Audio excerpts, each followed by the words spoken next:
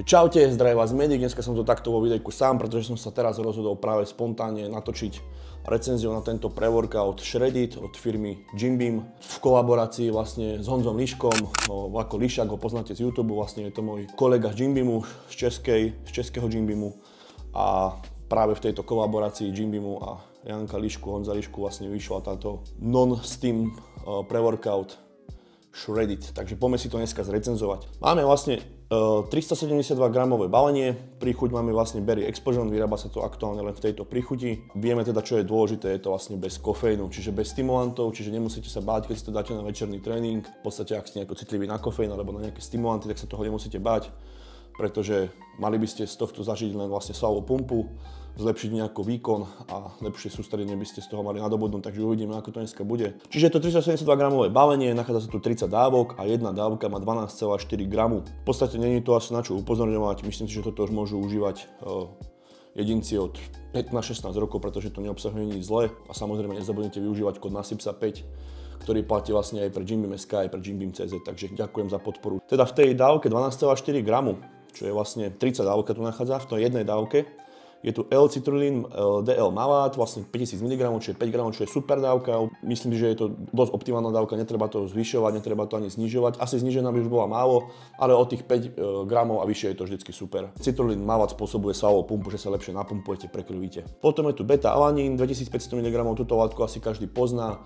Hneď keď si to dáte, máte to v nejakej pumpe, tak vás začne všetko srbieť, uši, pery, nos, oči, oči asi nie, ale proste, a možno aj oči.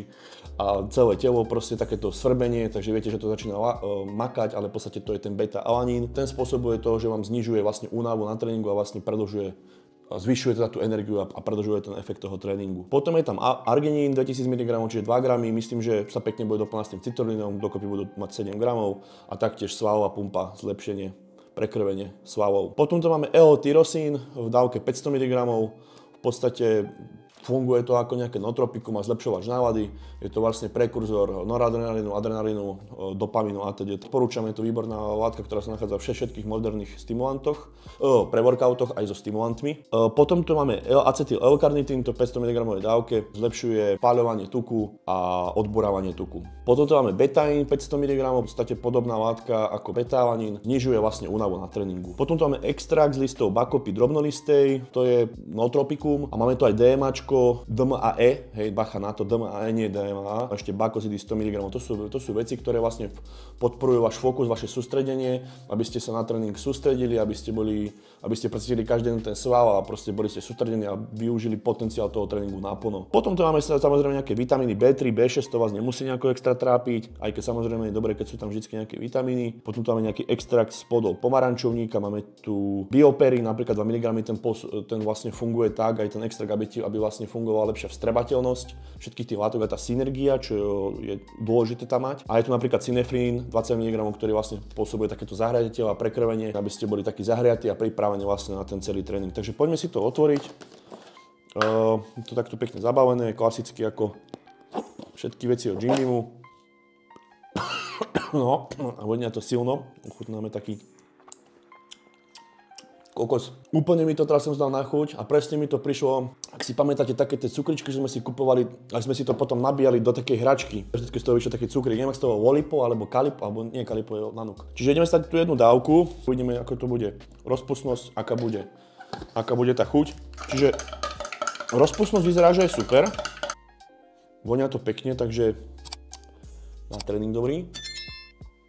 Fú, a tá chuť je teda fakt skvelá. Berry Explosion, tak toto im fakt vyšlo. Pán Liška, klobúk dole. 12-10 príchuť. Už som dlho niečo takéto dobre nepil. Samozrejme za to môže aj ten fakt, že tam nie sú nejaké stimulanty a veci, ktoré fakt majú takú tú chemickú príchuť. Ale je to fakt dobré. Fakt dobré. A toto by som vedel piť ako juice. Akože sorry, Kubo Angel. Vidíte, máme tam Enjoy dole.